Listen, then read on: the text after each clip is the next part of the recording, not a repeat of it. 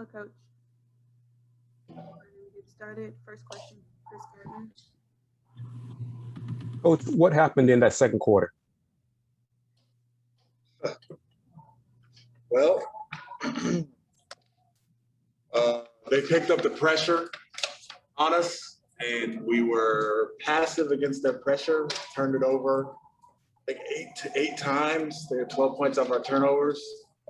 I think the fact that they just like really ratcheted up the pressure, the intensity, we just took a step back and we were almost shell-shocked to the point where we were staying perimeter, we were isolating, looking for threes, we weren't closing out as tightly as possible to them.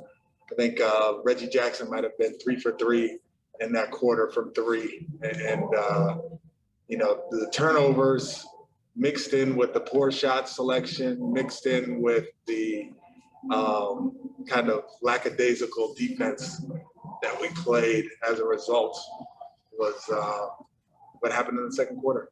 But we fought back, and I was proud of the guys for earlier in the season. If we had gotten down like that and had a quarter like that, it would have been, we would not have fought back and gotten back to within, I think we got back within 6. And I was proud of the guys for that. And what did you say at halftime after that second quarter? Well, I told them exactly what I told you, that when a team ratchets up the pressure, and I told them 2 things. The first part was everything that we did in the first quarter as far as our ball movement, our intention on both ends of the floor, our hard cuts and the things that were working for us, we didn't do in the second quarter, partly because of the intensity and the defensive fire that the Clippers played with. And we need to learn that when teams pick up the pressure like they did defensively, we can't become passive. We have to meet force with force. That was the message. Thank you. Yep. Jonathan Fagan. We ask a lot about sort of the experiences that Kevin is picking up. What's the value of a game like this, where he obviously was very successful as a playmaker, but these huge swings for a point guard in particular to have a game, to go experience a game like this? It's huge. It's huge for him. I mean, the reads that he had to make against their defense, the pressure that they put on him, the switching that they did, dealing with Kawhi and all that he brings to the game is on both ends of the floor. And he, you know, I'm sure he learned a lot, but he was just playing. He just didn't hesitate and went and created for his teammates. And when he had the opportunity to get to the rim, he would get to the rim. He shot a couple catch and shoot threes, which are good for him because as he continues to progress shooting those, teams will start closing out to him more. Now he'll be able to drive the ball into the paint. So every experience is a learning experience, and we're learning about him. He's learning about the game. He's learning about us and our style of play. But to play a quality defensive team like we played tonight, and for him to have the success that he had is something to build on. Thank you. Zach Allen. Hey, Coach, what type of adjustments went on inside the third quarter? And how did you like the 2-man game between Kevin Porter Jr. and, of course, Christian Wood? And how efficient was that 2-man game for you, Coach? I thought it was good. KP, I see he was 4 for 13, but the plays he was making to Christian, they're finding a connection. And as far as adjustments, we were adjusting all game. We were going kind of from switching to blitzing to playing a little bit more standard at times.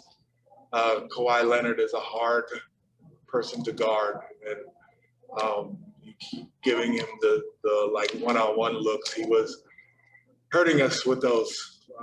But as far as the connection between KP and Christian and the things I'm trying to do for them, getting them playing on one side of the floor where KP's turning the corner and Christian's either rolling or popping, gets KP into the teeth of the defense where he is big and he can make plays to the weak side, or if he draws Christian's defender with him, he can make the play back. And doing more things like that are things that we'll probably continue to do.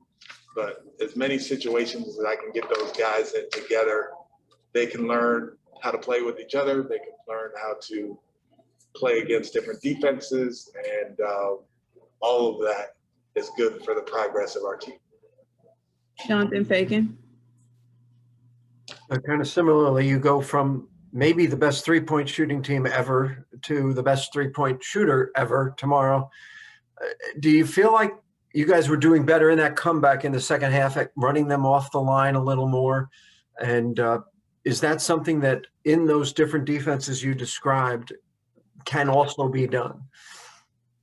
Yeah, I mean, in the switching, ideally you wouldn't be having to help as much. If you're staying body on body and you can keep guys in front of you. The problem is at times tonight we were switching, we were opening up, they were allowed to get into the paint, and now you're helping and they're kicking the three-point shooters.